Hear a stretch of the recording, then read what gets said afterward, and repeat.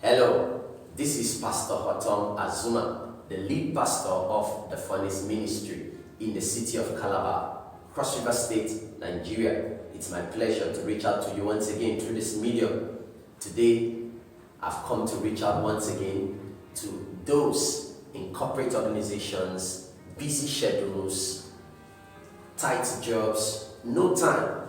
Yes, we have been there before, and it takes the wisdom of God and the help of the Holy Spirit to keep your flame burning, to keep your fire burning, even in the midst of tight schedules. Dear friend, let your job never be an excuse for the death of your spiritual life. Because you see, the physical is controlled by the spiritual. So if you lose control of your spiritual life, it will not be long. It will reflect and impact on your physical life. So it's important for you to keep your spiritual life aflame so that your physical life can also have the right gear and be in a balanced state. Yes, what tips are we looking at that can help you build an effective spiritual life and yet be an effective and diligent worker? Be an effective and diligent entrepreneur. Be an effective and diligent staff or worker in that company, in that office. What do you need to know? Dear friend, Daniel remains our perfect example. He was a politician, he worked in top government, and he was not just a nobody. He was a president, he was a governor, he was a senator, he was a leader of high net worth. He had many people reporting to him. How did he scale through this period?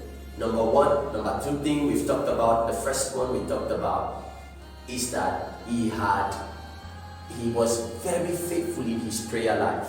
Yes, he was able to keep his prayer life. He was able to make sacrifices. He was able to make sacrifices to enable him keep his fire burning. He prayed, he prayed, he prayed. Even when they were looking for a location against him, they said the only way they could find an occasion was in his worship to God.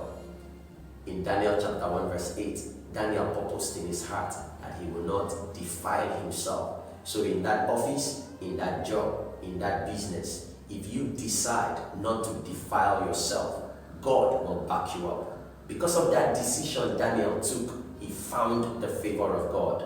God gave him wisdom in all matters of learning. God gave him understanding and special skills, interpretation of dreams, and made him 10 times better than his equals. So dear friend, a stand for God will give you more abilities to express and bring the favors of God. Dear friend, don't let your job cause the death of your spiritual life. The death of your spiritual life will eventually lead to physical death, premature death, death of emotions, death in finances. It can cause a lot of catastrophe around you.